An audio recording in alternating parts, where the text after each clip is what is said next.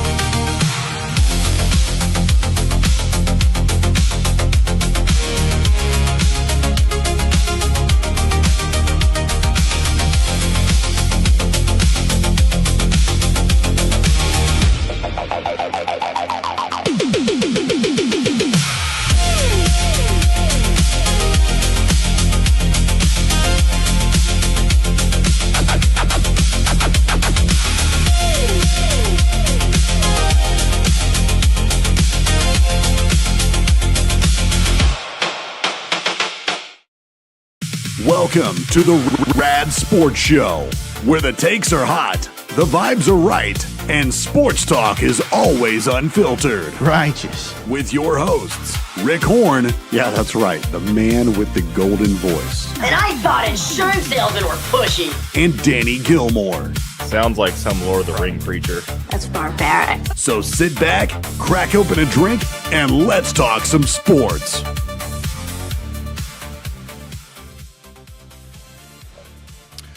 Friday, May 29th, 2026. Welcome to the Rad Sports Show. It's Friday night, which means we are live. Once again, Rick Horn and Danny Gilmore, your capable hosts this evening. Thanks for joining us. We've got some playoff action to talk about, and that includes basketball, hockey, and even spring football. So that should be awesome. We'll go into our early predictions for the NFL season and talk about which teams, good or bad, might surprise us from last year, regardless of what they did. It might surprise us this year, regardless of what they did last year. And then, of course, you really can't call yourself a sports show unless you cover all of your bases, right? No pun intended. And I am talking about baseball. And finally, we'll close out the show with our weekly sports segment. I actually ended up beating Danny last week by a whopping 21 cents, so that was awesome. Whatever. And you may have noticed we've got a third person joining us on the action tonight. Please welcome the man, the myth, the legend, Mr. Charles Mason, otherwise known as Chuck Mason in some fantasy football circles. What's going on, guys? We're living the dream, brother. Yes, sir. Yes, sir. Got that family in town, so out here at a hotel bar, kicking it out. Oh, nice. Oh, yes. fun. Oh, yes. Graduation parties and all. How about you, Mr. Leather Danny? Ooh. Yeah, get excited. Did he really change his name mid intro there from you, mid model? Oops, that's my OnlyFans account. I apologize. Sorry, we're on the wrong shirt. My bad, guys. Yeah, more lucrative on that there's side. a lot of fantasy football goodness going on here. So, Chuck here, whenever we were still doing the BAM Sports Show, he had actually hopped in a couple of times and did the show with me, and I hadn't really met him face to face, as it were. To this day, I still haven't, other than just through the internet. But I know him through a fantasy football league that I am in with the commissioner of that league is a friend of mine that I met through another friend. So you could say that Chuck and I are like fantasy football third cousins. Oh, yeah. And then it goes deep. Danny, I'll let you explain the whole that's Leather Danny slow. bit. Well, okay, so Rick has a league that he's the commissioner of, and everyone's got some pretty silly names that are on there. They're a little R-rated, but honestly, try to be PG-13, I guess. I don't know how far we're gonna follow that rule. So one day, I already agreed to be in the league, but Rick was like, "Hey, I need the name of your team." Like, oh, okay, I'll send you something. He's like, "No, I'm making a video. I need it like right now." So I was like, "Oh my god, dude!" So thought about it a little bit, and I was like, "Hey, how about the constipated leather daddies?" So, and yeah, so I went with that. But then, just out of curiosity, I was looking at like Halloween costumes online and on Amazon, and I found which I don't know where it is right now. It's around here somewhere. It's in the same pile as that unicorn XXXL shirt that I'm supposed to send. So is it? Yeah. I know I put them all together somewhere. I can't figure out where. But anyway, so I found a GIMP outfit for like $20, just like a Halloween thing. So so I bought that. And what we used to do for Rick's league is that every whenever we have the draft, he would go. It wasn't the draft, excuse me. It's where they announce like the placement of the draft. So he draws out of a hat, and so he draft order. Yeah, thank you. And then we do a video. Rick and his wife do a video call, and Rick used to like dress up, and there'd be in a dress. It's like the Price is Right sort of thing, and a Wheel of Fortune, actually, no, more like that. And it was totally funny. He had a whole machine contraption. Anyway, so he would do a video chat with everyone, and then he called me, and I told him ahead of time, just like, dude, I'm going to be dressed up. Do not mention it at all. Play it cool. And so he calls me, and I'm in my leather GIMP outfit with like the zipper mouth and everything. He's like, yeah, man, I'm really excited to be, taking number 4. I was hoping to maybe get a later draft pick. I think it's a little more of a more competitive if I, got something around, 10 or 11, but I can really make do with number 4. And Rick's like, yeah, man, I think that's a good place to hear. You're still gonna get a good. It's just totally straight, but we just did the whole completely thing. acted like the whole All thing the comments was no like, big what the hell is going on? Like, so it's just the comments just kept blowing up. Like, I don't even know anymore. Yeah. So since then I've been leather Danny, and every once in a while I'll bring that out for just funsies. Yeah, so everybody that As in our should. league is Right. Leather Danny is what he is known as. All right, fellas, quick question for you. So I'm not sure if you saw Danny last week. We talked about the Ronda Rousey, Gina Carano Netflix MMA event. So I'm not sure if you guys have seen, but there have been, some speculations about potential next fights for Ronda since she was able to dispatch of Gina relatively quickly. And the name Holly Holm came up because that was one of her 2 losses, the first of her 2 losses in her career. And Holly was a complete class act. She said, look, like the reason why, and I'm paraphrasing here, but the reason why that win was such a huge deal for me and why it got so much attention is because Ronda was such a dominant champion. I would gladly welcome a rematch with her, but I am not going to say anything negative about her whatsoever. And so Ronda, who right after the fight with Gina, she had already announced, no, I'm retired. I'm going to go have kids. Yada, yada, yada. But she fired back, and I don't know what show it was on, but she was doing some type of an interview. And Ronda basically said, like, no, I'm a completely different fighter right now. Like, I definitely have an opportunity. If I want to come fight Holly, I would clean her clock. I would just dominate her. I would clean her clock. And just, I don't know, man. No, this is part of the show, Rick. This has always been part of the show. This is called promoting. It's what they're doing. Somebody's got to play the heel. Somebody's got to play the good guy. And Ronda is pulling a card right from WWE and all that stuff that she went and did anyway, right? Right. Yeah. So Yeah. this is perfect for it. And guess what? If it brings views, then they've done their job, right? Right. Like- And I think the same thing with like Conor McGregor. I think he's the one the trash talker that I think of the most. And I just kind of wonder how much, how much of a household name he would be if he didn't, talk so much shit. It's So the entertainment factor, right? it is. It's the drama. I need your guys' help with something with this MVP because evidently I don't understand it. I thought I had a whole grasp on it. I thought I knew what the whole thing was going through. When I was setting up with this show with Rick before you came on here, I was trying to get some videos queued up or just so I could just study a little bit. And it says they're doing the weigh-ins for MVP 3. So And it's featuring Holly Holmes.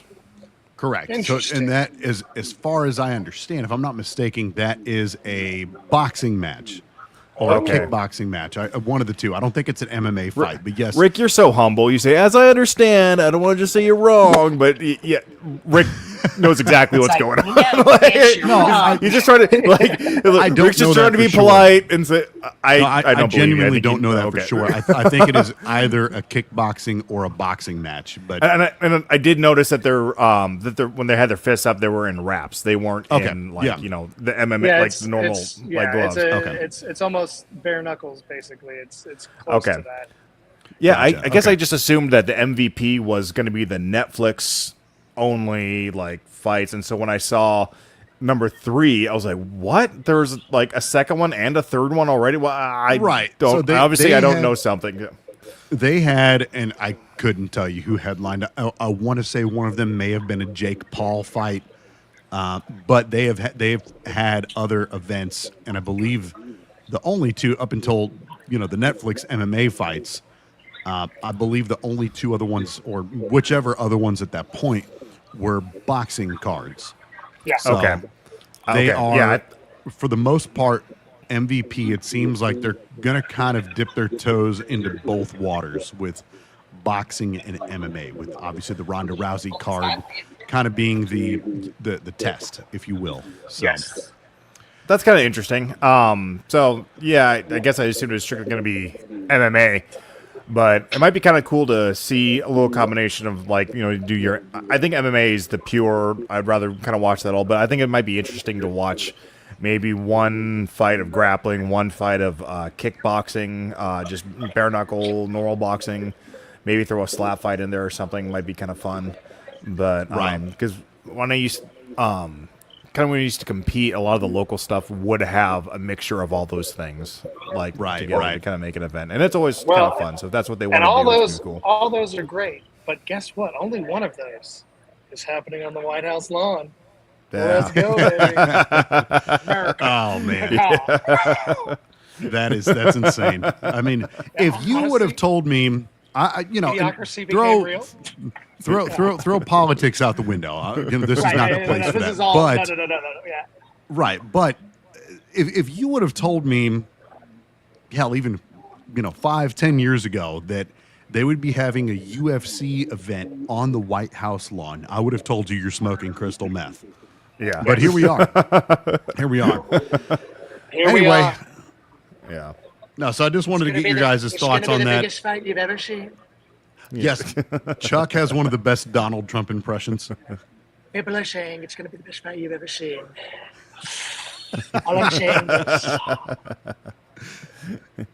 America is going to win this fight no matter what. Yeah, no, it's going to be a sight to see, and It what? is. It's going to be an event, and that's Yeah. How do you not watch it though? It's No, exactly. yeah. Like, Right, regardless nothing- of your feelings of No, the world right now or exactly. politics, it's like, dude, yeah, I want to watch that. I'm at least going to Right. watch it. It's I'm gonna see what happens. if for no other reason than just for the circus value, of Yes. the fact that there's cage fights happening on the White House lawn. Yeah. You know what?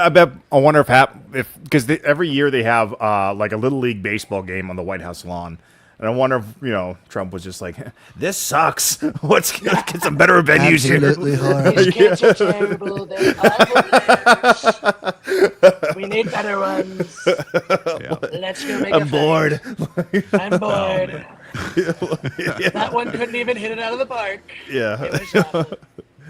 Yeah, looking forward to seeing that. I do want to talk about, though, and Chuck, this is part of why I brought you on tonight, is we have the NBA almost finals coming up. I know. That's right. Game Not 7. quite yet. Right now, or excuse me, tomorrow night, That's right. the San Antonio Spurs and OKC Thunder close out Game 7 of the, what is that, the Western Conference Finals? Or is That's that the Western Conference Finals. Yeah. Teaser. So let's I might have a bet on that.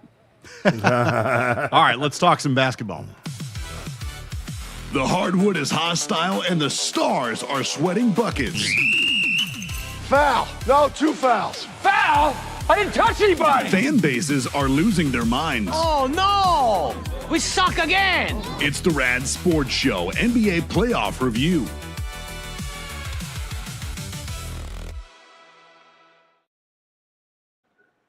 Like we alluded to a minute ago, the San Antonio Spurs and OKC Thunder play Game 7 tomorrow in Oklahoma, if I'm not mistaken. That is correct. So that should be an interesting game. And then on the Eastern side, the New York Knicks absolutely mopped the floor with the Cleveland Cavaliers. Yeah. Dude, 11 straight games. They are on freaking fire, dude. And honestly, I know everybody's saying, well, it's pretty much whoever comes out of the West. I don't agree with that. I think the Knicks are going to be something to handle. I think that them at home is going to be a problem. I'm not sure off the top of my head who ends. I think it depends, depending on record, who gets in there. I don't know where they would stand in terms of who gets home field. It might be just be whoever's from the West in terms of who has the best record. But either way, I think they're going to be tough at home to beat. That crowd's going to be. I mean, they're going to be lit, bro. I mean, they have been waiting for a New York Knicks finals for a long time, and nobody likes hearing that the Knicks are good again, right? It's kind of like the Cowboys. Nobody wants to hear that, but but they finally did it. So that's the difference. And now they're in the biggest basketball city in the world, basically, and they're ready to. They're ready to try and take one home. And me personally, I'm all in it for Jalen Brunson, Mavs fan for life. And, wish that we had made the right choice by signing him when we could have and had him and Luka. Although we would have just traded Luka for a bag of potato chips anyway. But all that being said, I don't think the West needs – whoever comes out of the West is just automatically going to win the finals. I think that New York is going to be a real problem for them. Now, out of the West – I don't know if any y'all have been watching any of the refereeing that's been going on, No. but it's pretty much like when OKC gets calls, and it's a lot of flopping. SGA that's the rumor I've been hearing. Yes, it's not a rumor. It's video evidence, and I mean, like they actually did it by the numbers. Like in terms of flopping, he is far and away he falls down on more shots than any other player by like 12%. It's like he's at 29, the next closest is like 13. It's ridiculous. So I think that he's making LeBron look like LeBronda. Sorry, let me say it right. LeBronda looking like less of a flopper. Yeah, I lay on the LeBron trolling pretty thick in the other fantasy football chat. Do you think that's sorry, go ahead. I was going to say, quick question for our viewers out there. Who do you have winning Game 7 tomorrow between the San Antonio Spurs and OKC Thunder? Who advances to the NBA Finals? Go ahead, Danny. Oh, yeah, going back with the people who are watching here, if you're watching this, jump in the comments. That's our big thing is we love interacting with you guys. So just on kind of technicality, me and Rick don't watch a lot of basketball. You're kind of our inside guy on this. Is that something in the future that they might be able to do in terms of flopping, be able to start challenging that? I don't know if they've started to do challenges. I know that they can go do reviews. Where'd Chuck go? We lost Chuck there for a second. Chuck, if you can hear me, I need your answer. We have to know. There he is. Sorry, boys, I pressed the wrong button there. I was trying to go to the comments, and well, I pressed the wrong button. I was like, yes, I would like to see these comments. Yes. Anyway, you were asking a question. Yeah. So I don't know if they can, because I think they can challenge calls now, can't they, in the NBA? And that's another. Do you think thing it would be? occurred. Well, do you think that's something that would improve the NBA in the future? Is that you can start challenging flops, or would that improve the game at all, or would that just be, hey, this is too tough to figure out? It's just kind of. Look, you've seen FIFA in terms of World Cup soccer, and at least on the men's side, like you'll see the ridiculous flops that occur, and that's what the NBA is turning into because there's so much of this looking for the call. And they initially did put in the flop rule, and I believe the numbers started with year one there was 23 flop calls, and then it went down to 13, and then 7, and now it's down to 1. And I'm like, how? Not doing it. That's actually interesting because I will say that's one thing that kind of made me fall out of love with basketball for a while. Yes. And I will say, as a kid, we're all 90s kids in here for the most part. As a kid, I freaking lived and breathed basketball, but with I guess I really haven't been paying attention to it for the last few years, but for a while there, it did seem like there was a lot of embellishing, which I think is actually the name of that foul, as it were, in soccer, or fighting, or I've heard that as a foul in some sport Embellishment, before. yes. Well, here's but I think the difference between a soccer or a basketball and football flop versus a soccer flop is that in soccer they'll sit there and pretend they're hurt for 2 minutes, and that's pathetic to me. That makes it so much worse flopping to me than the NBA or NFL. Right. But I mean, it's all bad. We don't want any of it, but I think that's why I think soccer is just a whole other level when it comes to that. The ways to get out of this are simple. You got to bring back hand checking. Hand checking should be allowed again. They took that out of the NBA years ago. But when you could hand check, it allows the defender to be somewhat aggressive, while at the same time, you're going to get less calls in certain ways, but you can tell when it's a shooting foul. You can tell when someone hits an arm. Those are not hard to miss. It just turns it into more of a situation where you're getting somewhat. Basketball is not unphysical, all right. Yeah. And there should be some contact in it. They've made it to a point where it's like you took from defenders in the NFL, right?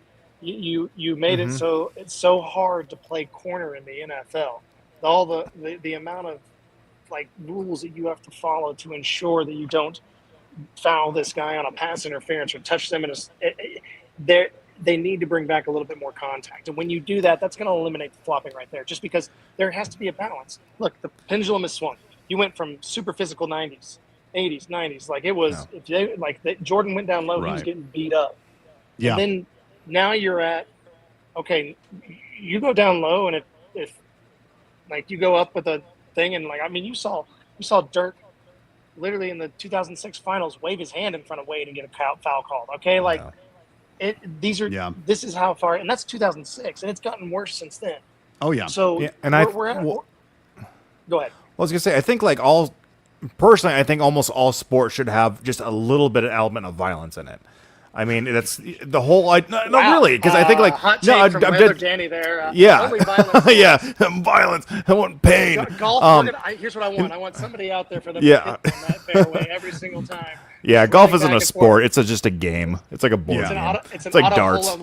No other sport do you get to wear slacks. I'm sorry, but if you wear slacks, you don't get to call yourself a sport. It's not real quick. We have a comment here from Broncos fan 251. It says, "Hey guys, are there any fines for flopping in any professional sports league?" That's a great question. That's actually a really good question. I'm not sure. What do you say? We'll look that up for you. Looking that up. I don't believe that there is, at least. Is there any fines for flopping in any professional sport? Oh my gosh, it's asking it through mine too. Yes, several professional sports leagues heavily penalize and fine players for flopping. Basketball, soccer. Yeah, these are all lies. These are all. These are all. This should be, though. basketball, soccer. You know, we were talking the other day about, I forget what it was, but maybe it was the MMA fights. I'm not sure, where we had talked about embellishing in professional sports. You know, and there being, yeah, we talked about the Yeah. replays because people getting kicked in the nuts or eye pokes and like Right. pretending that that's happening so they can get like a 3-minute break or whatever. Yes. Right. Well, there's gamesmanship involved, and look, I am not. Look, obviously, Bill Belichick did quite a bit of gamesmanship with the, with the Patriots for years, right? But there's an old adage in NASCAR that and God rest his soul for Mr. Bush, but like there's an old adage in NASCAR: if you ain't cheating, you ain't trying, and look, when you're talking about competitive sports, I'm not talking about cheating in terms of a way that's like actually cheating, like like stealing calls. That's actually cheating. But I'm talking about pushing the envelope. There are things that Bill Belichick did that pushed the envelope of rules, forcing people's hands, and that's the part that is the gamesmanship part that I think is pretty awesome. Now there is levels of that when it comes to getting a foul in basketball, etc. Like I was okay with it when Kobe was doing it because he was still getting his ass beat, right? And I was okay whenever, right. Michael Irvin was doing it because he was still pushing. He was pushing off as much as he was getting, right? So it just depends on like finding that happy balance of when the refs call it versus it being to a point where it behooves the offensive player to go for those embellishments. Whereas What do you think is worse? Like basketball player flopping 30 times in a season or using steroids? Flopping. I mean, flopping. Dude, for us, the viewer, flopping. Absolutely. I could really care less if somebody used steroids. Like honestly, No, 100%. I wish we would go back to like early 2000s steroids. Oh my gosh, the amount you know what I'm of saying? Back when baseball was awesome. the best. Baseball was the absolute. Just watching these. It's like if you didn't have a 40 home run batter on your team was not in professional baseball. Like Well, I want to get back to Mark McGuire here. Oh. Yeah.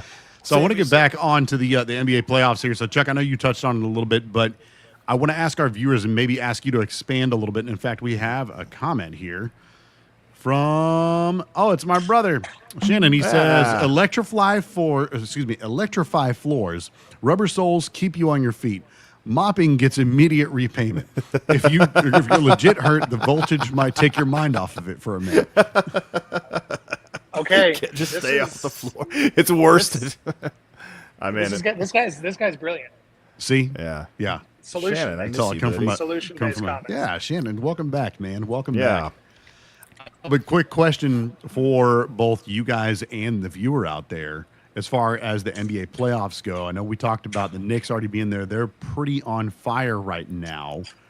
Who do you have winning it all? Chuck, do you still feel, I think you mentioned that the New York Knicks win the whole thing, or how do you see this going? I'm actually going to pick the underdog in terms of the Knicks to win it all. But in terms of who comes out of the West, I'm just going to leave that blank because that's teaser for later. Ooh. I like being teased. That's right. Never mind. I don't know a ton of, like I said, I've not been covering basketball whatsoever, haven't been paying a ton of attention to it, but if I'm calling out here, just watching the New York Knicks and kind of how dominant they've been, I'll pick the Knicks. Yeah, I'm going with the Knicks too. Not based on which one I think is more talented. I think I was the only horse I had in the race at all, like going to the playoffs, was Cleveland because I'm in Ohio. I was like, I guess Cleveland's sort of my team. So I watched a few playoff games, and that first game of that series, Cleveland was actually up, I think, by like 20 points with it was like less than 10 minutes left. I was like, whatever. I'm going to bed. And then I woke up and I saw that they lost in overtime. Holy crap, dude. And then I really think that's once they lost that game, that just broke them so much to where they just got, butt stomped the rest of the Yeah, that series. absolutely. So I guess that's the only reason I'm going with the Knicks. I think it'd be cool to have some championship games in Madison Square Garden. That would be really cool. That's all I got. So speaking of the Cleveland Cavaliers, I don't know if you guys saw, there was an interview after Game 3 between the Cleveland Cavaliers and the New York Knicks. Their coach, the Cavaliers coach, Kenny Atkinson, he is just spitting out all sorts of gobbledygook about how, though they were down 3-0, in danger of and eventually getting swept in Game 4, but post-game, Game 3, he's doing an interview and he's talking about, well, I don't know if you follow analytics, and this, that, and the third, but, well, in fact, I'll just let Kenny say it for us. Analytically, I think we've won the I said 3 out of 3. We're 2 out of 3 in the expected. I don't know if you guys follow that. Is that an expected score? And we won 2 out of the 3. And I know you're looking confused. Bud Light presents Real Men of Genius. Real men of genius. Real man, genius. I was hoping it was going to be real dudes of brilliance. Yes, real. Yeah, we did a little reel a while back. I think we did an Aaron Rodgers video where Danny and I actually made a kind of a spoof. Well, we may have to bring that back, but it was a music video. Let's be real. All 3 of those games up until that point, New York handled Cleveland like it was nothing, man. I mean, just nothing. And for him to say, well, if you look at expected points scored, and this, we actually won 2 out of the 3. What? No, idiot. Yeah, you lost 3 games. You're about to get swept, and they ended up getting swept. Miscongeniality over here. Absolutely. Dude, that's the thing that drives me nuts in football is that when everyone says like, "Oh, based on the analytics, you should go for a 4th." It's like, dude, like, no, like, make the smart move. I don't know. They're using that term way too much. You got to read the game, and there is look. Just like we talked about it earlier when it comes to roughing, right? There's always a balance. Like, bro, there's a balance, man. Like, it's that you got to have the yin and the yang. But in this situation, like, the balance comes down to versus having both sides being able to get. Oh crap! I lost my train of thought, boys. Yeah. If you really think about it, we're undefeated so far. From a certain angle. Right. Damn, it's analytics. Really break it we already down. won the championship. It's like, what if CAT actually spelt dog? You know what I'm saying? Like, that's all I'm getting at. If CTE spelled dog. CTE. Oh, CH. Yes. CTE. Hashtag Antonio Brown. Yeah. There are, however, other playoffs that we're going to be discussing tonight. Let's take a look at some hockey. Get ready for Stanley Cup Carnage, Is that goal regulation size or what? where legends are made and fan bases implode. It's the Rad Sports Show Stanley Cup Playoff Review. And speaking of sweeps, boys, I will tell you what, I am wearing egg on my face tonight because I had picked Colorado to win the whole thing. And while I did say, that Vegas was going to be the toughest test for Colorado out of any of the 4 teams remaining in the Stanley Cup playoffs, I did not expect the Vegas Knights to sweep them. And that comeback in Game 2, my God. Dude, it was ridiculous, man. It's like, look, you don't expect that from Colorado, who they have some of the most talented players, and the speed in all of the NHL. That's the reason why. Yeah, they were the best team in the regular season.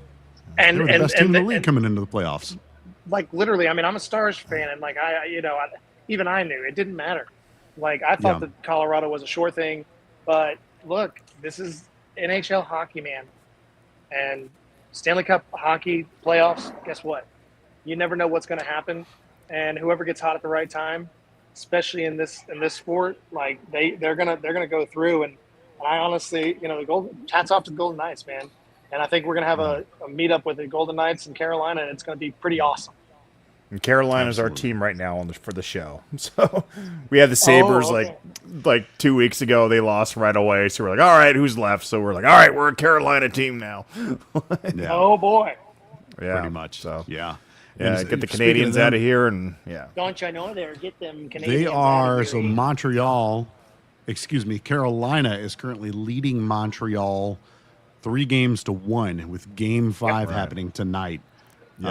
So that should be Carolina could end up, tonight being in the Stanley Cup Finals against the Vegas Knights. So that should be interesting.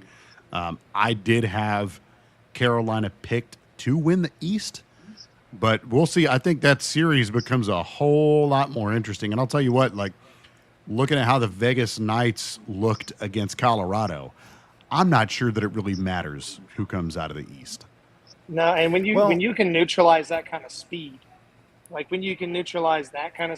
don't think it matters how fast. Even though Carolina is very fast, if you can neutralize Colorado's speed, that you're going to be able to neutralize Carolina's, or at least compete. But matchups matter, though.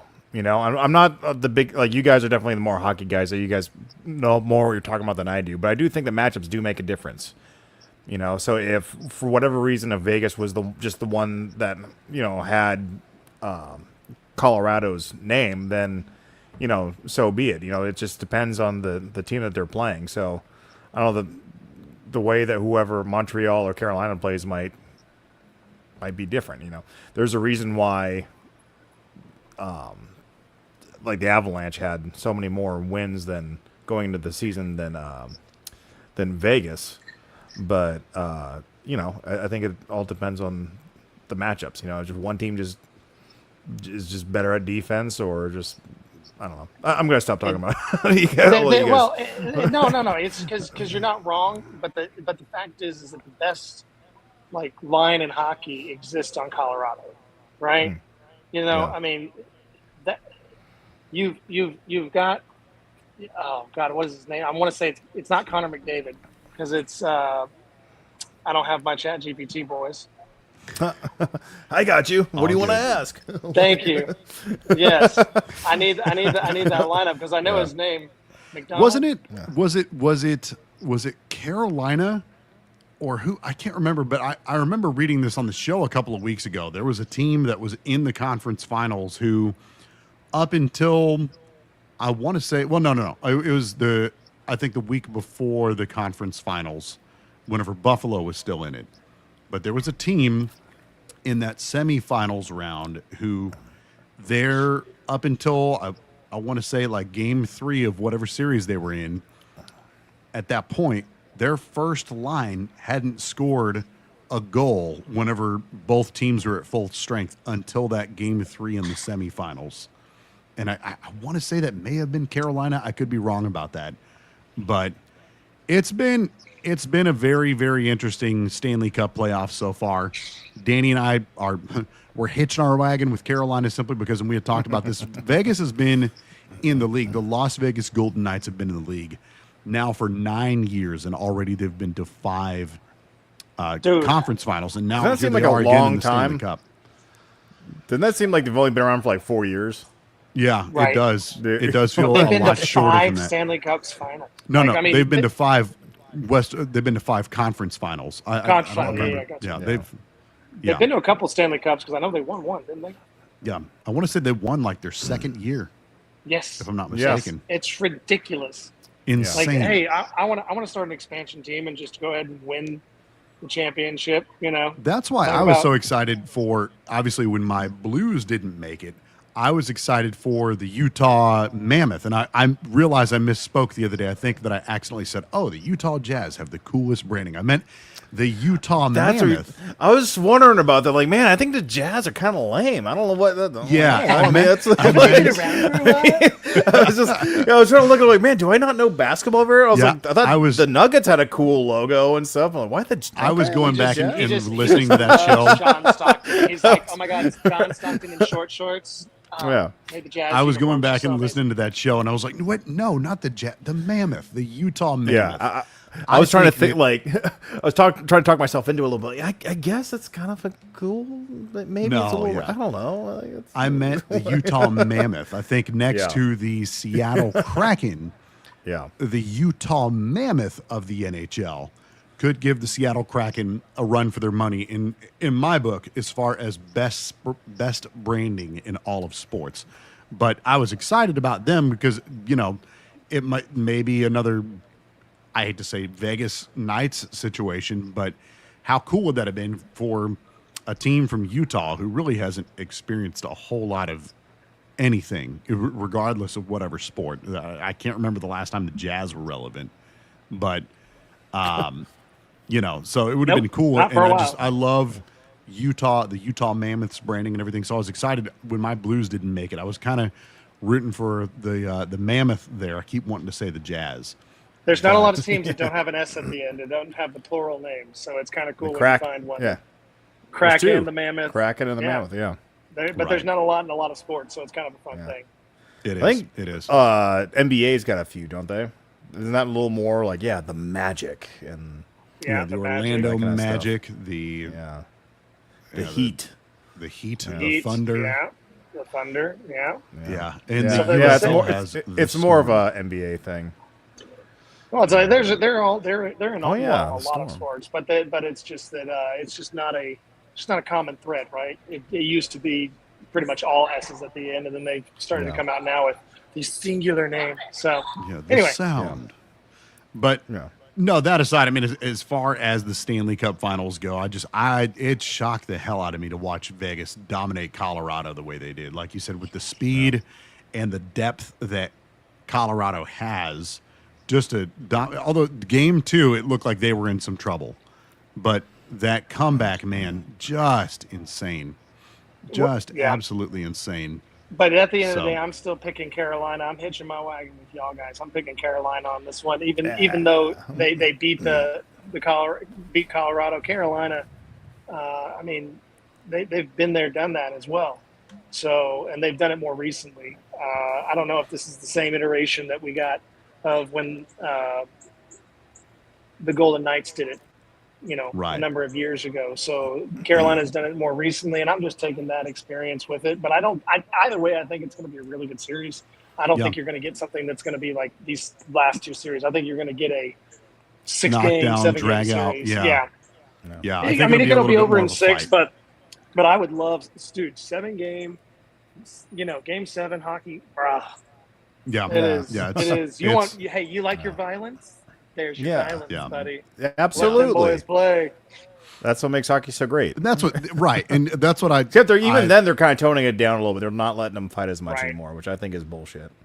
Yeah, let them cook. But even so, like that's another feather in the cap of hockey is that you don't have all this like embellishing and stuff like that. Where I mean, maybe you see it every now and then.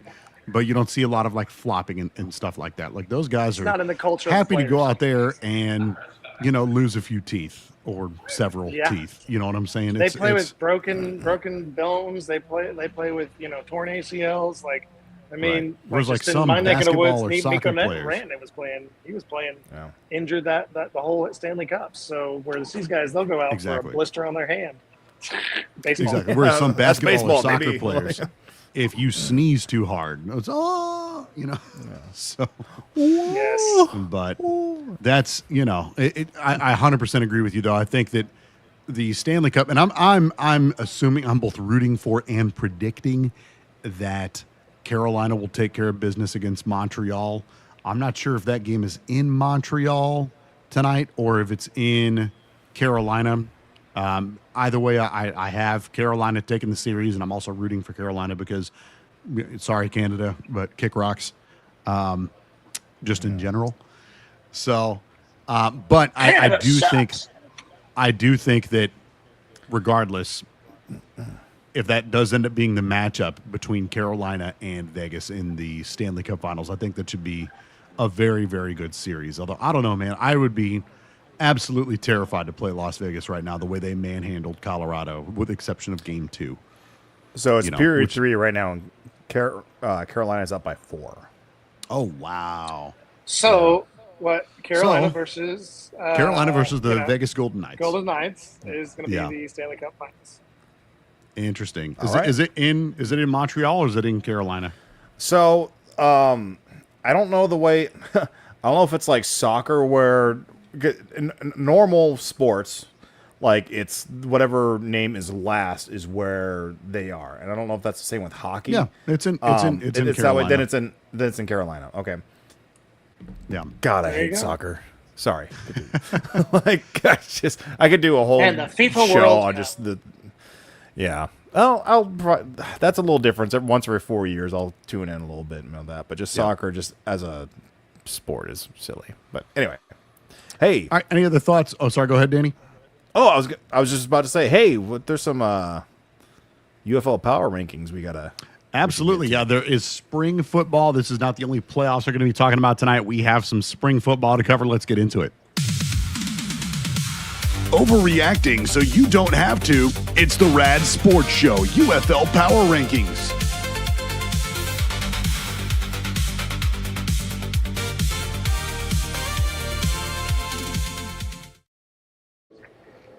All right. So I know, Chuck, this is not your forte. UFL is kind of me and more Danny's world. But heading into the final week of the regular season in the United Football League, here are Danny and I's power rankings. We are, once again, pretty similar in terms of, well, we've got Orlando and St. Louis, and I think the UFL's official power rankings have them there too. I can't imagine why they wouldn't.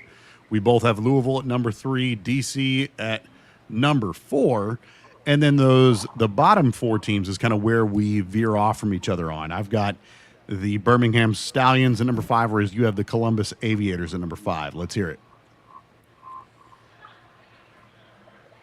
Sorry. Go ahead, I lost you for a little bit there. No, you're good. I was saying how you and I pretty much have the same. We do have the same power rankings for the top 4 teams, but where we begin to veer off completely, with the exception of the number 8 spot or that 5, 6, and 7 spot. I've got 5, 6, and 7 going Birmingham, Houston, Columbus. You've got it going Columbus, Birmingham, Houston. Right. So you're ready for me to make my case. Okay. Yeah. So the obvious one, yourself. and explain myself. So the obvious one, and it might be a little bit, I'll admit, it might be a little biased, but I think I actually have a real case here, and I feel like I'm pretty good at leaving my my love for Columbus out of it. But here's the thing: Columbus just got a new quarterback. Well, he just kind of stepped up here, this Morton, and looked absolutely phenomenal last game against Birmingham. And before that game, Birmingham was kind of the not quite the shoe-in, but just the one that everyone expected to be the number 4 spot in there. Their offensive line was really able to hold Birmingham really well, gave Morton plenty of time. I think Morton ended up having 4 touchdowns, 3 in the air and 1 on the ground. They had like 2 interceptions. They had a block extra point that they ran all the way back for 1 point. So at one point it was Birmingham 6 with the Aviators with 1. So just a crazy weird score. If you're talking about the same Morton that I'm talking about from Texas Tech. Is it Jalen Morton? Yeah, that's correct. He is. That must be him. Yeah. No, he looked great. Good as long as he could be healthy. That's well, just coming from something that I know. He's good if he's healthy. Well, he looked really good in this game, like really good. Something I want to draw your attention to is that the last time the Aviators played my bottom 3 teams, Columbus beat them. So the last time Columbus beat Birmingham, they beat them. Last time they played Houston, Columbus beat them. Last time they played Dallas, they beat them. Obviously, Columbus isn't no shot at getting into playoffs at this point, but out of all the bottom 4 teams, I think there's a strong case for them being at number 5. You make a pretty compelling argument. I hadn't even thought about the fact that, they've beaten Birmingham, Houston, and Dallas already. Dallas actually right now playing my St. Louis Battlehawks. Well, if you look at the analytics, give me the analytics. Columbus actually is the number 1 seed right now, if you think about it. And real quick, we had a comment here. And, it's one of my friends from Jacksonville, Florida. It says, "Hey, Rick. Nice. From your Jacksonville, Florida Seahawks fan club, we love you. Thank you so much, Sherry. I miss you guys. Whenever I lived down in Jacksonville, I was part of a Jacksonville, Florida Seattle Seahawks fan club. We used to meet up at different spots around town to watch the game. We had watch parties. We had a whole thing. In fact, while I've got it, while we're talking and whatnot, I'll try and find some pictures and whatnot. But we had a whole like Seahawks weekend. Like they had some of the super fans. Like I don't know if you're familiar with Captain Seahawk, but he came down to Jacksonville. You know, the guy with like the big like Seahawk helmet thing, or like the bird thing, like, you know, that he wear. You see him on TV. Anyway, they had a whole thing like, you know, where we had like a whole bar and grill rented out with like a DJ and a live band, and then the next day we had a whole section of the stadium there in Jacksonville reserved like for Seahawks fans. And That's it was sweet. just a freaking cool time. And Sherry, let me tell you, Bethany and I miss you guys a whole heck of a lot. Sorry that we're not going to be down there to enjoy the games with y'all this year, you know, now that we've moved to Maryland. But love you guys. Thanks so much for stopping by, Sherry.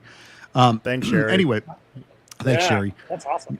Now, getting back to, I think you do make a compelling case with the Columbus Aviators. My only pushback would be, you know, you kind of hit the nail on the head there. They are not in position to make the playoffs. I thought that they should have made the switch at quarterback several weeks ago. You know, Jalen McClendon, back in the day when he played for the Vegas Vipers, he looked really, really good. He looked really, really good. You know, I don't know if it just, you know, I know he just turned like 30 recently. So I don't know if he hit like an age cliff and fell off or what, but he does not look like the same quarterback that he did back in the XFL days there with the Vegas Vipers. Sure. So I thought that they should have made that switch. And, you know, I'll give credit where credit is due. Jalen Morton definitely did his thing. Where I will also push back is I've said for the past couple of weeks now on this show that as much as I love Birmingham's offense with Dorian Thompson-Robinson under center, I still feel like Birmingham has a pretty suspect defense. So I wonder how much of that was Jalen Morton and how much of that was a defense that is already, in my opinion, kind of suspect, but then also may have been game planning for Jalen McClendon instead of Jalen Morton. You know, and I was thinking about that a little bit, that it looked like Morton just had a lot more time in the pocket in this game than, yeah. So, and he's quite a bit more. Now, Jalen McClendon does have wheels, you know, but again, he looks sluggish compared to what he did in years past with this league and the XFL.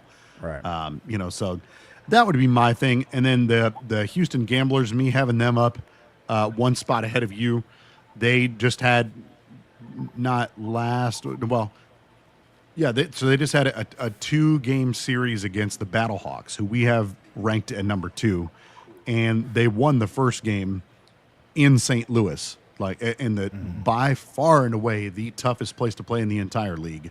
They beat them there, so I can't rank them above, you know, who I have as the 2 last ranked teams in the league there. Having beat the number 2 ranked team at the Dome, that's I think worth its weight in gold at that point. Then Dallas and Columbus, I don't need to continue beating a dead horse there. You know, the Aviators should have made a switch at quarterback a long time ago. They've been the worst team in the league this season, except for maybe Dallas. You know, like we talked about them looking absolutely red hot the first 3 weeks of the season and then just falling off. Now they are currently playing my St. Louis Battlehawks. They're winning in the Battle Dome. In the Battle Dome against Luis Perez, their former quarterback. Their Renegades are winning 13-6. We'll see how that game turns out. But look, I think you're going to continue to see more of these, especially the talent that you're going to see coming to the UFL.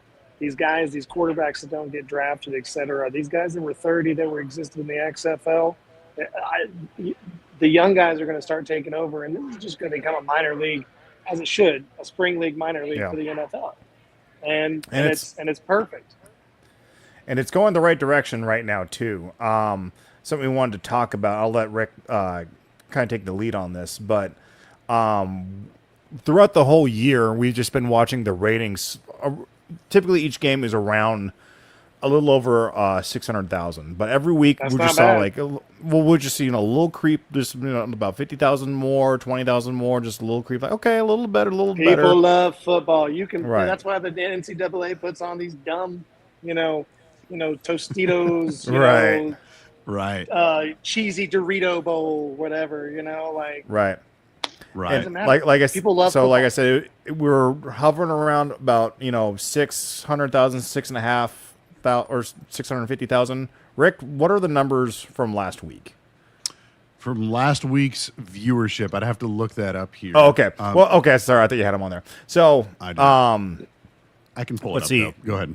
There's the Birmingham versus Columbus peaked at 1.6 million. Bruh. It averaged 1.5 or 1.05, excuse me, but peaked at 1.6. So Look, triple. they're at the perfect time of the year too. No football's Right. going on right now. Absolutely. And it's dead in terms of like other. It's about to be dead in terms of other sports. It's not just going to be summer baseball and golf or whatever. I don't know. Maybe FIFA. I guess the World Cup, sure, but this year. But that's not every single year, right? So they're in the perfect position to take advantage of the timing and allow for all year football. And the only other thing would be scheduling. Like, and I know Mike Rapoli, the new co-owner of the league, he mentioned that having the scheduling kinks worked out and then starting the season sooner, I think that can only help. Yes. But I mean, for him to admittedly, like before this even started, like come out and say, "Hey, we know the season's kind of trash this year. Bear with us, and we'll get this thing right next year." Is awesome, And for them to still be pulling these numbers, it being a good TV product, that's really cool. Looking ahead here too. Sorry, go on. I was going to say, looking ahead here too. Go ahead, Danny. So there's one. I was trying to lead up to another game. It was Dallas. Who did Dallas play last week? Because Dallas, the game I was talking about, Birmingham and the Aviators, that was the second highest rating game that week. Well, I think that was the second highest rating game. Yeah, this season. Right that season, but this week. I forget who Dallas last played, week it was the Louisville Kings. The Louisville Kings. Yes, that's what it was. Louisville and Dallas. That game was averaged at 1.6 million. Wow. Damn. So triple this what league's we've been growing, getting. boys. All of a sudden, overnight, it's whoa. So Look, super exciting. People crave football. They crave football. It's Absolutely. a great sport, and they want to watch it. America loves it. America loves it. It's amazing.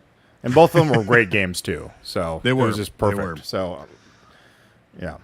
Well, looking at the playoff picture here, so we have as far as the playoff clinching scenarios, and in fact, let me go ahead and pull up just so everybody can kind of see who's in and who's not right now at this point in the season. You can already see the clinching scenarios for Birmingham and I won't pull this other picture up, but as far as Birmingham and Louisville goes, for Louisville, for them it's simple. Win and they're in, regardless of what happens with everybody else. If they don't win, they will need either a Birmingham loss or a DC Defenders loss. And I will be at that game. You'll be that's right. You're going to be at the game this weekend. Whereas the Birmingham Stallions play the Houston Gamblers in Birmingham tomorrow at 3 p.m. Eastern time. And then for DC, they've got their part two of their matchup against the Orlando Storm at Audi Field. And then for Birmingham, it is the exact opposite. They need to win, and they need DC to win, and they need Louisville to lose. So Louisville plays the Columbus Aviators, and that's kind of what I love about this point in the season and how like the chips just kind of fell for the UFL right now is every single team has something to play for right now, whether they're in the playoffs or not, right? Because the teams that are already in the playoffs, which is Orlando, DC, and St. Louis, those teams are currently playing for playoff seeding. Here we go. Here it is. So those three teams, Orlando, DC, and St. Louis, are currently playing for playoff seeding. The two teams obviously in the hunt are Louisville and Birmingham, and then those three eliminated teams. Well, one, these players are trying to get an NFL contract. So regardless of whether or not they're in the playoffs, this is their last chance to get something on film on national television for, a potential NFL scout to give them a call. And then also they can play spoiler. So every team Right, that's what I was gonna has say. something to play for this week, which I think is just awesome. Yeah, being able to play spoiler, I think, is huge. And Rick sent me something earlier today, which I thought he was joking, but there's actually will be a playoff game in Columbus next week. Right. Yeah. So the Orlando Storm, they had, in fact, let me go ahead and pull that up right now. But the Orlando Storm, their stadium that they usually play at, apparently that stadium years in advance was reserved for a soccer game. So, unfortunately, so Orlando does not have a place to play right now. So, yep, right here you can see. Let me find it. So basically, they need a home stadium for a day. You can't see that very well. I'll try and zoom in. Well, you're not going to be able to see it very well, but it says following Orlando's Week 9 win over DC, the Storm secured a home playoff game for June 7th. So if they lose this week, they'll drop to number 2. However, due to England's international soccer preparations making Inter and Co Stadium unavailable, along with other venue limitations in Central Florida, the UFL has announced that the game will be played at a neutral site, historic Crew Stadium in Columbus, Ohio, on Sunday, June 7th at 3 p.m. So regardless of the fact that Orlando gets a quote-unquote home game for the playoffs, whether they're the number 1 or number 2 seed, they're playing at a neutral site. They don't get to play in front of their fans in Orlando. So that kind of sucks. And I might go to that game too, actually. Yeah, absolutely. And Why Danny not? was talking about Playoff football. potentially coming here to the DC area to go to the championship. Tickets are crazy cheap. So, and there's not, man, I will tell you, there is not a bad seat in the house there at the DC Defenders where they play there at Audi Field. So, it should be interesting, man. I really hope that my Battlehawks pull it off tonight because I'd love to make sure that we have a home playoff spot. Although I don't think we can drop to number 3. I think we're either number 1 or number 2, either way. But so either way, even if we lose and DC wins, the worst that happens is that we stay at number 2. We can't go to number 3. Like we would have the tiebreaker with them. So it should be interesting. Gentlemen, my friends, I'm being called away. All righty, man. Well, thanks for stopping by, brother. My time has been glorious with you, but unfortunately, my family has decided that my time is not mine tonight. Fair enough, brother. Hey, well, thanks for stopping by, Chuck. You boys be good. it. Keep on. I'll be back later. All right, Take it later, easy, buddy. All right, and then speaking of football, I know we wanted to talk a little bit about not just the spring variety, but then also the NFL variety. Want to get into some of that? Now, is this okay? Right. Okay. Yeah. Let's do that. Let's do it. All right. You're gonna win! What they're really saying, of course, is you suck. And what's remarkable about that in-depth analysis is they're right. It's time for the Rad Sports Show's NFL early predictions.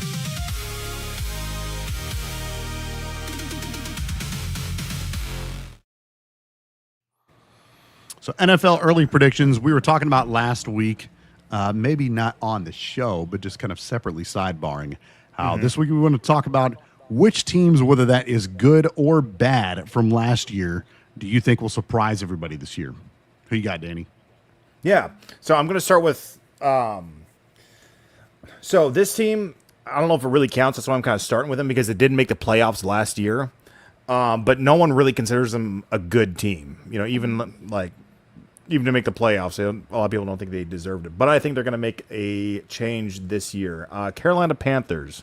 So they were interesting. Whatever website I was looking at had their offensive line ranked at number 3 last year. And with their first, I believe it was their first pick, they ended up taking a tackle. Now I know I think it was their left tackle got hurt, and I think there's a chance he's gonna be out for a few games to start out next year. But the fact that they already had just an absolute monster offensive line, and then they went and updated even more with this tackle they got. So I think with their quarterback, I think what's going to happen is that their offense is going to look like prime time Baltimore a few years ago.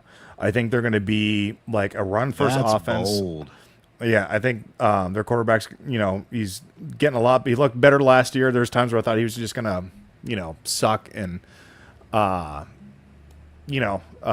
just it's like, this is exactly what they got. And then he just, he did start looking better and better. And I think this year, I think it's all going to start coming together. I think Chuba Hubbard is actually the guy I'm in all my full draft fantasy leagues. Chuba Hubbard's the guy I'm actually going to target. Because I think with that O-line, so I think they're going to be, I think they're going to surprise a lot of people this year. So it's definitely, and again, what me and Rick wanted to do, excuse me, we wanted to do more deep cuts. We didn't want to do the obvious New York Giants who sucked last year, but have all the rocket fuel in the world to be like number 2, number 1 seed this coming year. We're not doing that. These are just kind of the surprise ones that everyone thinks is certain that they're going to be bad or certain they're going to be good. And they're going to surprise everyone like the Colts last year or Baltimore sucking last year or the Chiefs sucking. So the ones that are going to drop off or the ones that are going to accelerate that no one sees. So I'm starting out with Carolina Panthers. Okay. No, that's an interesting pick, although you make some very valid points there. I don't hate it at all. For me, the team that I want to touch on is actually the New Orleans Saints. I think are going to surprise everyone. And maybe this isn't as big of a surprise because for me, last year when he got drafted, Tyler Shuck, as I believe his last name is pronounced, Tyler Shuck was kind of the laughing stock, or kind of the butt end of jokes after he got drafted, being like the oldest quarterback in his draft class or whatever, and started out kind of rough. But I'll tell you what, man, there were some games, especially in that Kellen Moore offense, that's just throw the ball, air it out, deep bomb, throw the ball, just constantly, just one of the highest paced offenses out there. They were looking better last year, yeah, right. As the year went along, man, he actually started to look pretty stinking good. You know what I'm saying? And so they still have a lot of this is going to be contingent on the health of Chris Olave, but I really, really like that receiver that they got out of Arizona State, Jordan Tyson, I believe his name is. He'll be a very good number 2 receiver. I know they lost Rashid Shaheed to our guys there in Seattle, but he'll be a good number 2 receiver. I know Alvin Kamara is the elder statesman at this point, but they got Travis Etienne from the Jacksonville Jaguars to sign there in New Orleans, so another pass-catching weapon. And I just like how they're set up. I think that there are pieces around Tyler Shuck now that this can be a high-flying offense. And the Saints have always had a pretty solid, if nothing else, respectable defense as well. In some years, just flat-out dominant defense. So I really like the New Orleans Saints this year. And they obviously play in what has been one of the softer divisions in football in the NFL for a number of years now. Obviously, you just made the case for the Carolina Panthers. So we're kind of going, within the same division here. But that'll be interesting to see what happens at the end of the year.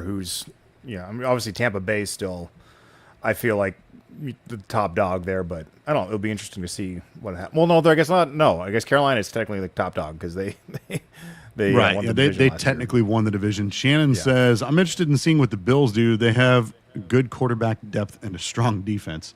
Yeah, I'd say Josh Allen is pretty good. I would say Josh Allen is pretty stinking good. Yeah. They still don't have – I know that they just signed DJ Moore from the Chicago Bears, who will be the de facto number 1. I was really sad that Keon Coleman, the wide receiver out of Florida State, didn't end up working out for them. Because I really like Keon Coleman in college. But they still don't really have – a bona fide number 1 receiving threat, other than maybe their running back, James Cook. But there's not like an alpha. And I know that, again, that's kind of DJ Moore now, but he's getting a little long in the tooth, man, and he doesn't look like he did in his Carolina days, or certainly not in his early Chicago days. And I know he had a lot of drops and just looked sluggish last year with the Bears. They've got plenty of more mouths to feed there in Chicago now. So it will be interesting to see. I'm surprised they didn't attack receiver heavier in this year's draft. I will say that about the Bills. But yeah, I just really hope that they don't waste Josh Allen's prime, man. Sure. I got another one for you. Sorry, go ahead. He's a freaking. Go ahead. No, go ahead. I was gonna say I got another one for you. I feel like kind of the same vein as the Saints because they both have rookie QBs last year, but I'm going with the Titans.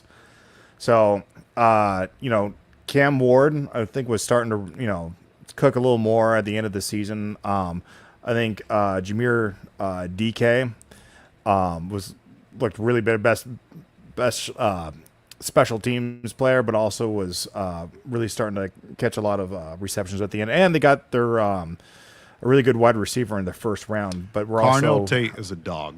He is an absolute dog. So with having two wide receivers and Robert Saleh, which I really think is a good coach. I think he got a raw deal in New York.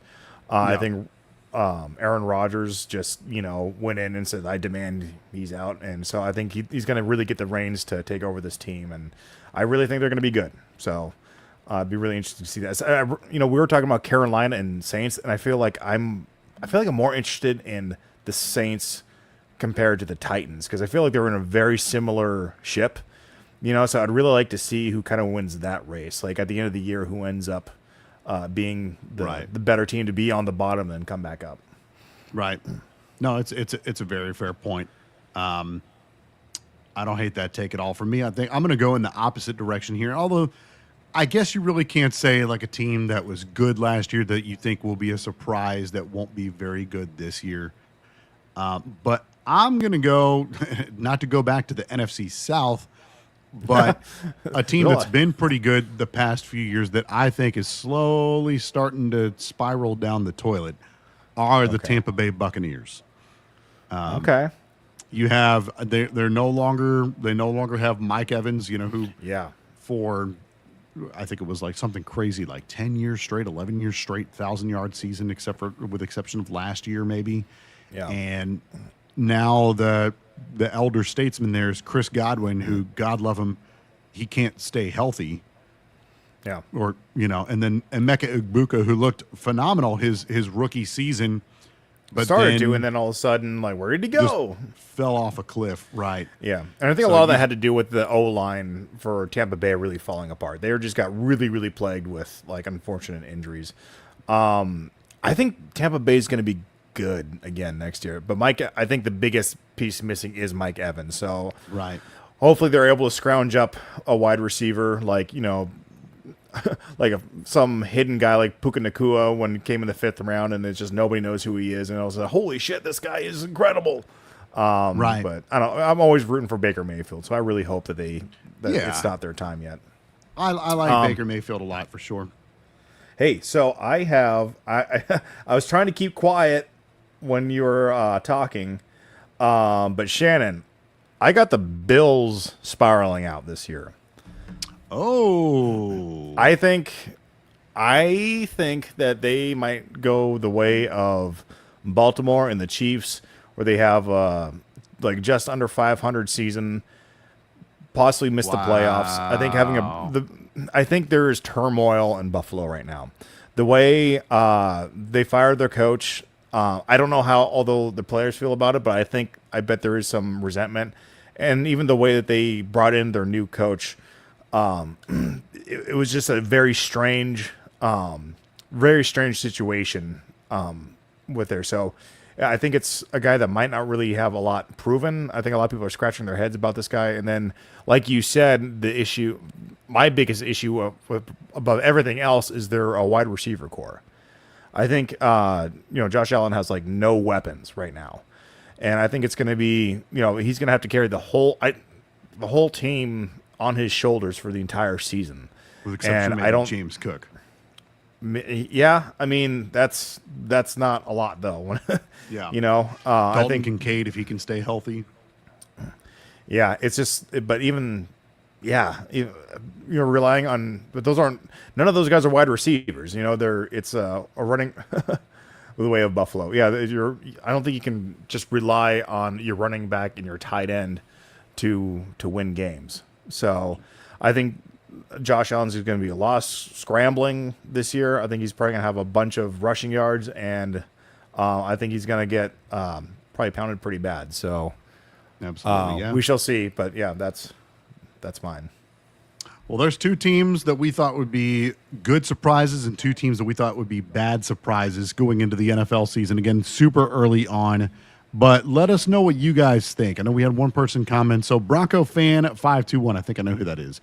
But I want to hear from you. What two teams do you think, or just any teams, good or bad, from last year, that you think will surprise everybody this year? Let us know in the comments section. The Bills, it's a tragedy, man, because that's exactly why I said I hope that they don't waste Josh Allen. He is an absolutely incredible talent in the NFL, just a beast of an athlete, and just they got to get him a receiver. I don't know why they refuse to do it. It's almost not to. I'm sure that the guys that we did the BAM Sports Show with would have a field day with this, but it's almost like, not athleticism wise, but you think back in the day, Aaron Rodgers, when they refused to draft him a receiver in the first round or to get him, you know what I'm saying? It was just all his old guy buddies, catching the ball. Yeah. So just refused to spend a draft pick on any offensive players. And then the first time they finally did, it was his replacement. Yeah. As far as like drafting offensive players goes. Yeah. So it's going to be interesting to see how the Bills do, but we'll have to see what happens. That is pretty much all I have for that, unless you have anything. Just very quickly, I don't think it's going to be quite a surprise, but I think the Eagles. I don't think that should really count. I was going to not say anything just because I think everyone expects them to take a step back. So, I just think they don't really know what their identity is on offense.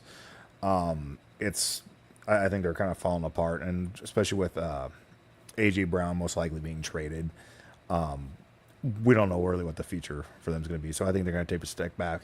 I think that division belongs to Dallas and New York. So I think the Eagles will be in third place in that division. All right, Broncos fan 521 says the Colts defense carries them to the playoffs, not just half the season. Well, to be fair, I actually thought that everybody was surprised with the way that Daniel Jones was playing. Daniel Jones was on absolute fire with the Colts before he got hurt. So, yes, credit to their defense, but how much can you really blame Phillip Rivers, who'd been retired for 5 years, was already a statue when he did play. I was rooting for him so hard. Man. I was too. And it was even when he played the Seahawks, I want the Seahawks to win, but I still want Rivers to look good, and he did. Right. He did not. He did. Dude, I wish he'd do one more year, and he would be like a NFL coach somewhere, and he would call his own number and come in for a play. And dude, man. How awesome has it been with the Colts these past few years? Like, just kind of the, sheer meme value. For a while, whenever they had fired, I think it was Frank Reich, and in comes Jeff Saturday, who'd never coached. I think he'd coached a couple of times at like a Christian high school. Yeah, but joins the team like less than a week before they've got a game against the Raiders, and they beat the Raiders. Mm-hmm. I don't think that they had done all that well for the remainder of the season. I think they maybe won one other game after that. But Jeff Saturday ends up being the head coach, and then, obviously they don't rehire him. And then now, years later, they've got 5-year retired Phillip Rivers playing the rest of the season there after hard not to root for them. Like, just in general, for the last couple of years, it's like they're always kind of the underdog, and they just got this, like you said, with that head coach coming in and Phillip Rivers like playing a couple games. It's like, man, that's even if they're not going to the playoffs, it's just like it's fun to be a Indianapolis fan. Right, Indianapolis, right. Yeah. Well, I know you had talked about the Eagles. I guess one last plug. Broncos fan 521 says, "Is it the curse of Andrew Luck?" Yeah. Man, it might be. Kind of like the Madden curse. I remember whenever Andrew Luck. There was a league. I just moved to San Diego, I want to say that either that year or the year prior. And we had just done, me and a bunch of buddies from work, we had just done a live in-person draft. And someone, I mean, like the day before all this went down, or within a couple of days, whenever Andrew Luck retired, I had a guy in our league that drafted Andrew Luck, and he had an otherwise pretty dang good roster. And then a couple of days later during the preseason, Andrew Luck retires. Yeah. So I think I drafted him the year. Was it the year before where he was out the whole season? But it kept being like, he's got a little neck issue. We're just kind of rest him, see how he looks. And they did that the entire season. He didn't play in like a game. Yeah, but didn't he? Might have been 2 years ago. I want to say the reason why, and I could be wrong. I could be remembering this completely wrong. But I want to say the year before he just retired out of the blue, he was like a fantasy darling. I think you're right. I think it was the year before, like 2 years before we retired. I think it was the year where it was like every week they just kind of made it like, oh, we're just like taking it easy, and it just like they just did it every single week. Like he was gonna like suit up that, and then he just that explodes. game and just never played. They just kept like pushing it off a week, and because Right. I drafted him that year, and it was just like, God, And the next killing year, me. that was like that year. I think the last year we did redraft in our league. That Christian McCaffrey. Oh, it's just he just got a little tweak, in his hamstring. Yeah. No big deal. It's That always, ended up yeah. being a whole thing. So, no, talking about you talked about the Philadelphia Eagles. This is one last plug I'll put on here before we move go on ahead. to our next segment. But and it's going to pain me to say this. So, Cowboys fans, here you go. I do think that the Dallas Cowboys will push the Philadelphia Eagles for the top of that division this year. They, for years now, especially this last year, just had an absolutely pitiful defense. And boy, did they knock that out of the park during the draft. They absolutely attacked the hell out of defense in the draft this year. So I think that they're going to be a lot better. They already have a decent offense. I still don't believe in Dak Prescott. I think that when the lights are absolute brightest or when he's at his absolute worst, part of that is truth. Part of that is me just, trolling and whatnot. But no, I mean, they've still got CeeDee Lamb there. They've still got George Pickens. Pickens, yeah. Right. Javonte Williams looked a whole lot better than anybody would have thought that he did with them. They've got a couple of pass-catching tight ends that they seem to like a lot. And I think with just those two receivers, Pickens and CeeDee Lamb, that's going to be a problem. And then if you have a defense, where they can just attack the hell out of the air early on in the game and then win with defense, I think the Cowboys, as much as I freaking hate the Dallas Cowboys and their fans, I think that the Cowboys could definitely make some noise this year. Yeah, I think they're going to be good. I kind of mentioned them a little bit in talking about the Eagles slumping. But, yeah, I'm a full believer that division is either going to be going to Dallas or to New York. Right. I think there's too much talent on both of those teams. I think Philadelphia's on the decline. And just like you said, there's no reason why the Dallas shouldn't just be like an absolute winner this year. Absolutely. All righty, you ready to talk some baseball? Yeah, let's do it. Let's do it. From moonshots to meltdowns, Hey, bada, bada, bada, bada, bada, so, bada. There's no crying. There's no crying in baseball. it's time to step into the batter's box. Let's talk some baseball. All right, so the MLB season is underway. I know we're still relatively early. It's not quite June yet, but I wanted to, and I know there's a piece about the San Francisco Giants that you wanted to touch on. I'll see if I can pull up that video. But what teams at this point in the season do you think could potentially could look like potential contenders this early in the season? Well, not going off of much except just looking at the standings. The one that kind of threw me off was Tampa Bay. I think everyone tends to look at their division and then they look at the American League East because it's, you got the Yankees and you have Boston. That's just the, a century-old rivalry there. Right. And, and I always forget about, like, Tampa Bay. I always forget about the Orioles being in that division. And then, lo and behold, I was checking them. The Orioles are actually number 1 in the American League right now. And something I was reading about them is did you say the Orioles? Did I say Orioles? I meant Tampa Bay. Sorry. Yeah. Tampa Bay is number 1 in the American League right now. Right. And one of the things, I can't remember exactly what the stat was, but they have I think they have like the most like infield hits. I think like the second most stolen bases. And so a lot of what their offense has looked at just a lot of small ball baseball, which has been really interesting. Like I wasn't following it really hard that much, but just kind of dug into it a little bit, like what's going on and what's going on over there in Tampa Bay. And so they definitely have a different approach than a lot of the other teams have been doing, and so it's really kind of cool to see that. One of the other ones that totally threw me off is because I keep I follow the Mariners. I watched probably half of their games so far. I follow with them, and I'm just like they just look like dog shit this year, and especially coming after last year when they were just a game away from making it to the World Series, and it's the closest they've ever been. And they're below 500 right now, number 1 in their division. So like what? So it just happens to be a crappy division. So it's like I'm nothing really to be proud of right now. But oh, really? We're winning? Oh God. Okay. That's I guess that's cool. Yeah. Because they're a game below. The 2 Texas teams in that division. Not all that long ago, we're like tops in the league. Like we're talking about for sure the Astros.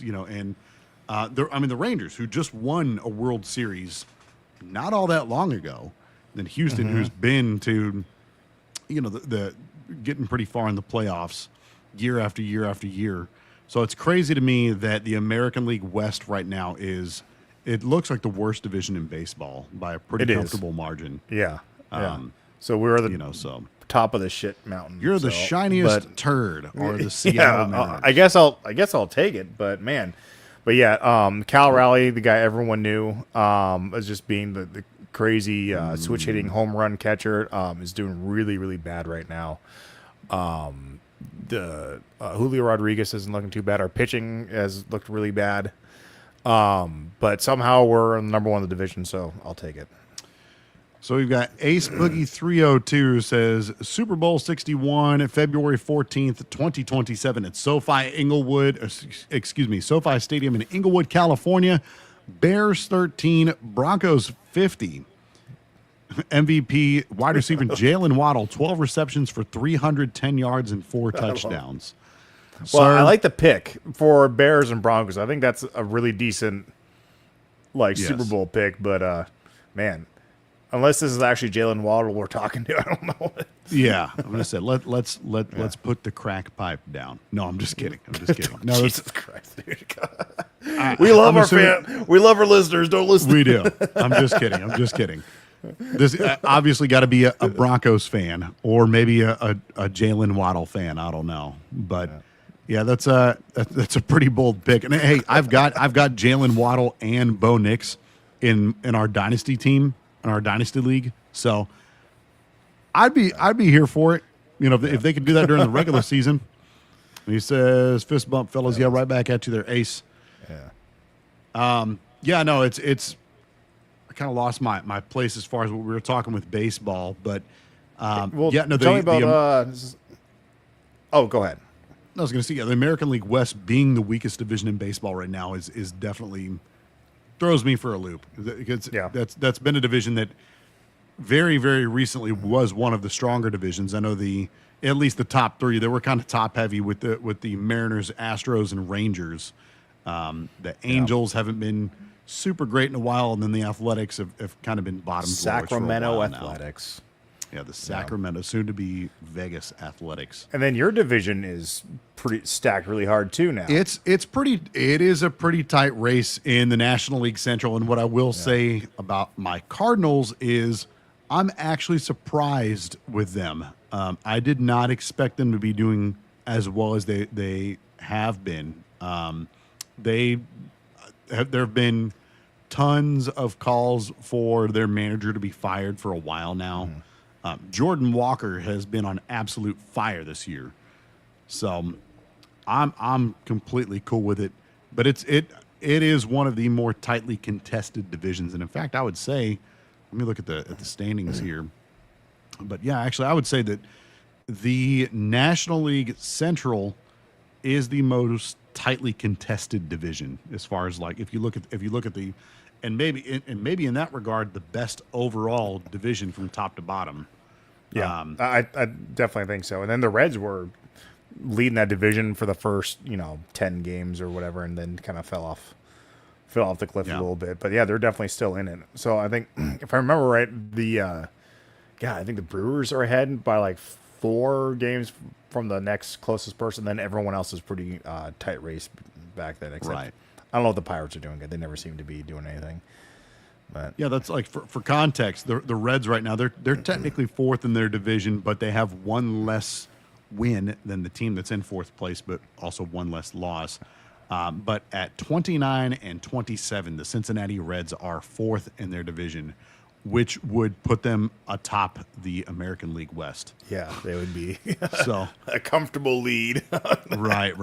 But any team in the National League Central would currently be the leaders of the American League West. So, yeah. Other than Tampa Bay, I don't think and the Mariners. I guess there's not really too many surprises like on who's winning.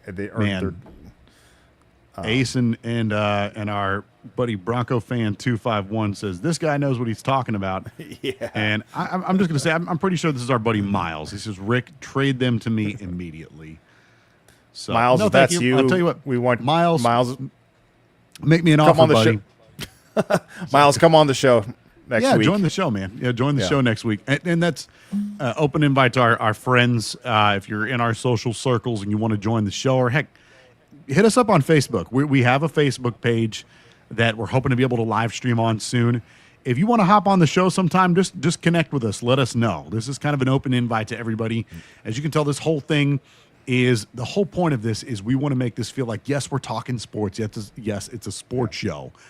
But what we really want this to be is an experience where you feel like you're just hanging out with your buddies as well, right? Just shooting the shit, talking sports. So 100%, if you want to come on the show, hit us up on our Facebook page. Help us get our followers up there so that we can stream live there as well, so you don't have to come all the way over to YouTube.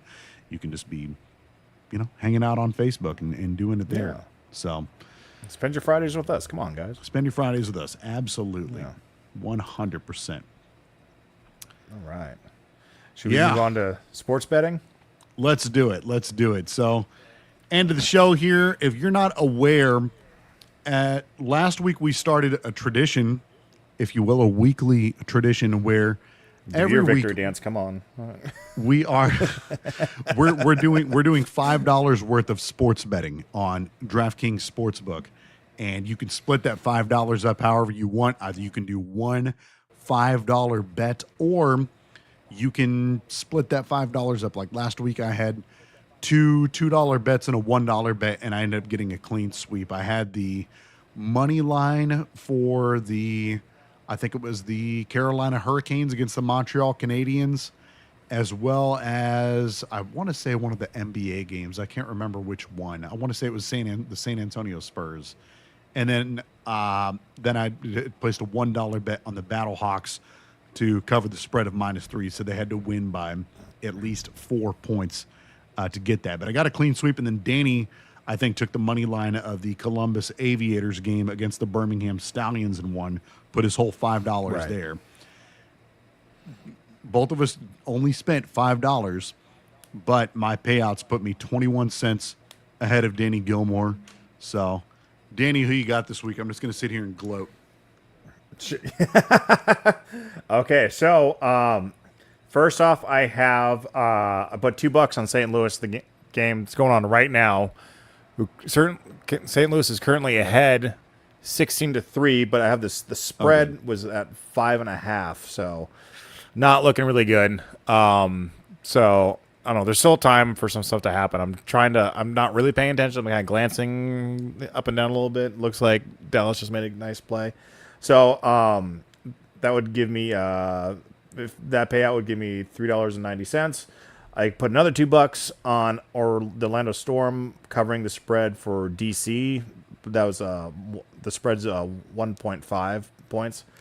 So that payout would be $3.81. And let's see, where'd they go? I had a parlay. Where'd it go? Oh, here it is. I had a parlay with the UFC Fight Night with oh no, that's not it. Where did that fight go? I can't find it, Rick. Oh, well, no. Anyway, I got two fighters on a parlay for $1, and I think the payout is $1.60. So my total would be $9.31 if I win, if I have a clean sweep. So interesting. Okay. Yeah, you go ahead. Okay, so for my 3 bets this week, I did, kind of another thing where I'm splitting my money up a little bit, and I wanted to kind of branch out a little bit. I did take one just straight up money line, and that was the San Antonio Spurs tomorrow against the OKC Thunder. I just took the money line there for they're plus 130, so I put $2 on them. That would pay out $4.60.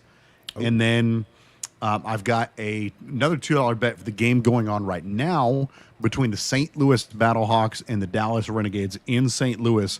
I have $2 on an anytime score from Hakeem Butler. Same money line there of plus 130. So that $2 turns into another $4.60. And then, I'm sorry, did you have a question? Well, I don't. I think they during the game or during our show, someone got a touchdown. I'm just kind of curious if that was him or not. Oh, interesting. Yeah. So then that was my second one. Then my last one here, I took the. I went against the spread for the Carolina Hurricanes tomorrow night against the Montreal Canadiens. The spread was minus 1.5. So. Carolina, sorry for the game, I guess right now, the one that's happening right now. You're looking good. I think they were, last we checked. Okay, no, it is. It's the game that's happening right now.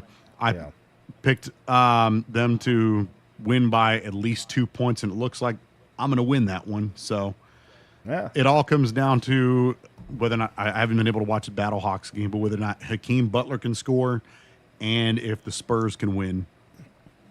So, did you have $1 on Butler or $2? I put $2 on Butler, $2 on the Spurs, and then $1 against on the Carolina Hurricanes covering the spread. Okay. Yep. Yeah. Which it'll be interesting. Yeah. And I didn't even look here. Let me add all this up real quick. But we've got, let's see here. So, oops. Open. So if I get a clean sweep, that would be $11.30. Oh my God! So even if you lose one of them, you might be, you son of a bitch. If I can win at least those, I will at least win. It looks like that $1 bet, which is going to net me $2.10. So I mean, either if I lose one of them, Butler's a big one. Yeah, both of my $2 bets pay out $4.60. So, all right, those had the strongest payouts were those two bets. The Carolina Hurricanes only had a line of plus 110, whereas the other two had a line of plus 130. So, gotcha. Okay, cool. So we'll see.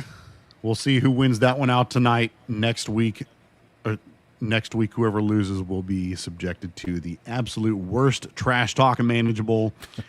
Appreciate you guys joining us. Do us a favor. If you did like the show, be sure to like and subscribe to the channel. We're also on Facebook. We're hoping to live stream there here in the very near future.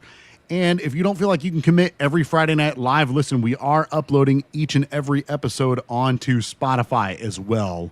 So be sure to follow us on there. We'll upload the episodes YouTube and Facebook, And I think we are working with our buddy Miles. I'm not sure if Danny, you've had a chance to reach out to him, but we are going to hopefully look into getting our stuff on Discord and Twitch as well. So be on the lookout for that. We'll be all over the place for you to be able to tune in with us. We really hope that this show is, again, just a place where you can kind of escape life for a little while, right? I think that's kind of what talking sports is for any of us. We are not pretending by any means to be the next Pat McAfee or Stephen A. Smith or anything like that. We just want it to feel like, you know what, you're hanging out with your buddies. You're hopefully having something cold to drink after a long week of work because your day-to-day life just doesn't give you a chance to do that. So, again, if you enjoyed what you're watching here, consider following us, consider subscribing. We'll come back each and every week. YouTube and Facebook will also post some short-form content, which we've already been doing a little bit of, which is just clips from our current shows. But I'm sure we'll upload some stuff that's not included in the weekly shows as well, if we have takes on whatever is going on in the sports world. But Danny, unless you have anything else, I think that's going to do it for us, man. Yep, I got. Wanted to give a shout out to Broncos fan 521 Ace Boogie 302 J5S. Let's see. Thank you, Shannon. Thank you, Sherry. Yeah, that's everyone. Thanks, guys. Yep. Our buddy Excalibur wasn't able to make it tonight because he is actually at that Battlehawks game. Oh, actually, before I go, I did want to just give him a quick shout out. So he actually sent me in the mail 6 of his, I'm going to blow this up a little bit here. Oops. Dadgummit. How do you do this? There we go. He actually sent me 6 of his rally towels, his like Excalibur rally towels here. So you can see, you know, he's got a whole bunch of them. Yeah. So I got a whole bunch of rally towels. And then he also sent me at Battlehawks games. One of the promotions that they sent out was, I think, to certain games, like the first 10,000 fans that get in the door, get a Ricky Prohl bobblehead. So he was able to get a Ricky Prohl bobblehead for me and sent that to me as well. Nice. So Excalibur, you're awesome, man. If you don't know who Excalibur is, he is, in my opinion, one of the greatest super fans, certainly in the UFL. I think he's tops, but I would put him up there against any other super fans in any other league as well. He's awesome. So if you have a chance to check out his page, it's Excalibur and then all one word, of the Lou, like St. Louis, Lou, Excalibur of the Lou. That second part, of the Lou, all one word. That's going to do it for us tonight, folks. Thanks for joining us. Be sure to tune in next week. And again, like, subscribe, share with your friends. Get more people here. Let's talk some sports next week. We'll go ahead and close this one out and hope you guys have a good weekend. Oh, wait, actually, before I go, looks like there's one last one here. Yep. Shannon says, have a good evening, guys, and great weekend. Peace, y'all.